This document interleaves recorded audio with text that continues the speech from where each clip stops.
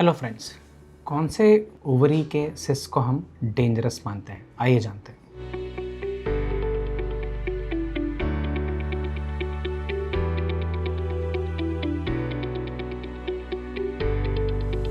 मेरा नाम डॉक्टर प्रवीण कुमार है। मैं कैंसर सर्जन हूँ।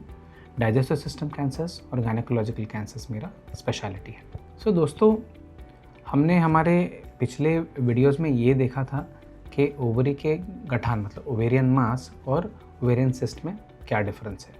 हमारे पिछले वीडियो में हमने ये देखा कि ओवरी के सिस्ट में हम कब सर्जरी अवॉइड कर सकते हैं।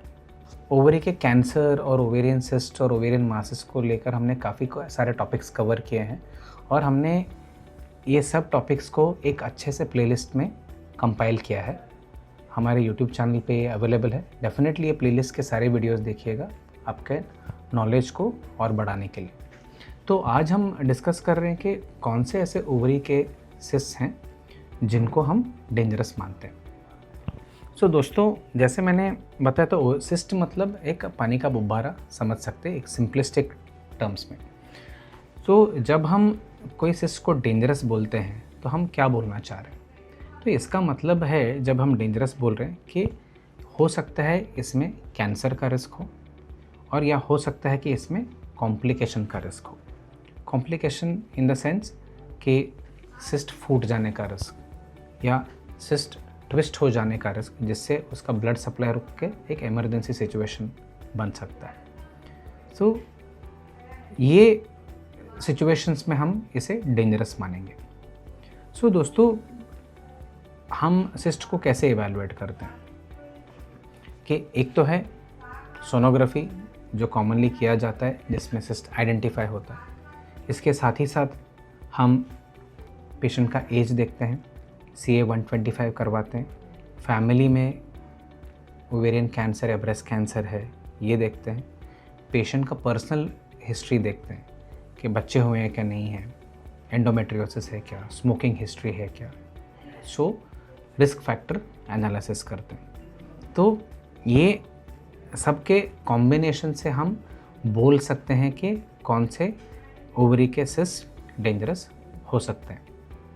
सपोज़ ओवरी का सिस्ट हमें मिला है, इसके साथ ही साथ पेशेंट का सिग्निफिकेंट फैमिली हिस्ट्री मतलब फैमिली में ब्रेस्ट कैंसर और ओवेरियन कैंसर है या CA-125 क्या वो बढ़ा हुआ है या पेशेंट में ही रिस्क फैक्टर्स है ओवेरियन कैंसर के। ये सब सिचुएशंस में हम ये जो सिस्ट जो है इसको हम डेंजरस मान सकते हैं।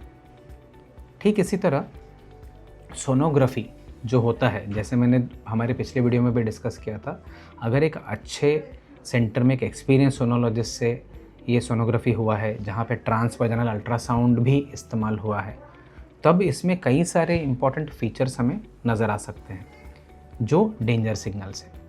वो क्या है? वो ये है ओवरी के सिस्ट के अंदर सॉलिड कंपोनेंट रहना। इसका मतलब है वहाँ पे टिश्यू बन रहा है, वो हो सकता है कैंसर।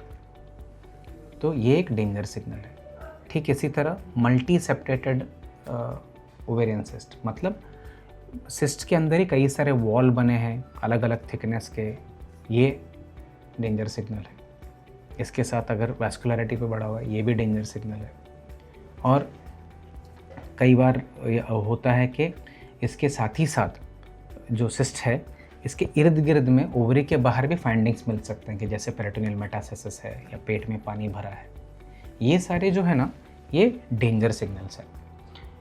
यूजुअली दोस्तों ये सारे जो कॉम्प्लेक्सिटीज़ हैं ओवेरियन सिस्ट के, हम इसको स्कोर कर सकते हैं जिसको हम ओरैड स्कोरिंग बोलते हैं। अगर आप अच्छे सेंटर से आप ये करवा रहे हो स्कैनिंग, तो यूजुअली ये जो सारे फाइंडिंग्स को एक स्कोरिंग में दे सकते हैं।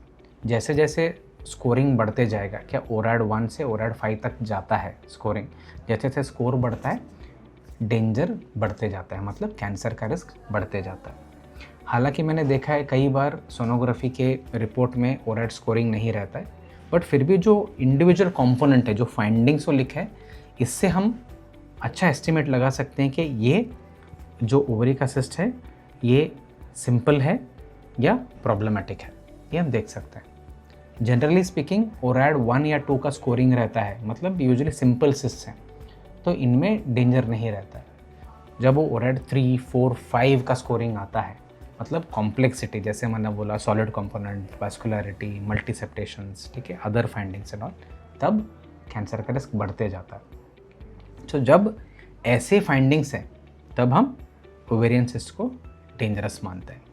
मतलब फिर से मैं रिकैप करना चाहूँगा, जब सोनोग्राफी पे डेंजर साइंस दिख रहे हैं, CA-125 बढ़ा हुआ है, फैमिली में हिस्ट्री है, या पेशेंट के पर्सनल रिस्क फैक्टर से, और पेशेंट को कई बार लक्षण भी हो सकते हैं ओवरी के गठान की वजह से, ज़रूरी नहीं कि वो सिर्फ कैंसरस हो, उससे लक्षण भी हो सकता है। ये सब चीज़ों में हम ओवेरियन सिस्ट को डेंजरस मानते हैं।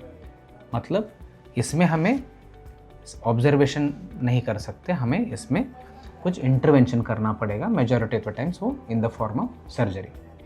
बट डायरेक्टली सिर्फ इतना ही करके हम सर्जरी के लिए नहीं जाते। मेजॉरिटी ऑफ द टाइम्स ये सब सिनेरियो में, स्पेशली जो रिप्रोडक्टिव एज ग्रुप में है, इनमें हम MRI करवा के देखते हैं। इसके साथ ही साथ CT स्कैन भी कई बार हम एज ए कंप्लीशन के लिए भी यूज़ करते हैं। तो MRI gives even better ideas, और कई सारे जैसे हमको लग रहे थे कि प्रॉब्लमेटिक हो सकता है, ये कई सारे सिस्ट MRI के बाद पता चलता है कि ये इतने प्रॉब्लमेटिक नहीं है। तो MRI इस तरह हेल्प करता है। तो कॉम्प्रहेंसिव इवैल्यूएशन अल्ट्रासाउंड के आगे भी है, और इसके बाद भी हो सकता है कि हम ये बोलें कि ठीक है, तो ये रिस्क वाला नहीं है। जब ये कंप्लीट इवैल्यूएशन के बाद भी हमें लग रहा है कि हल्का सा चांस है और वी आर नॉट श्योर कि ये डेंजरस नहीं है, तब हमें सर्जरी की तरफ लीन करना पड़ता है। सो दोस्तों, ये था एक छोटा सा डिस्कशन कि कब हम ओवेरियन सिस्ट को डेंजरस मानते हैं। ये टॉपिक के ऊपर आपको और भी सवाल हैं, डाउट है तो डेफिनेटली हमें कमेंट्स में लिख के बताइए, हम इन डाउट्स को क्लियर करने की कोशिश करेंगे। Thank you very much.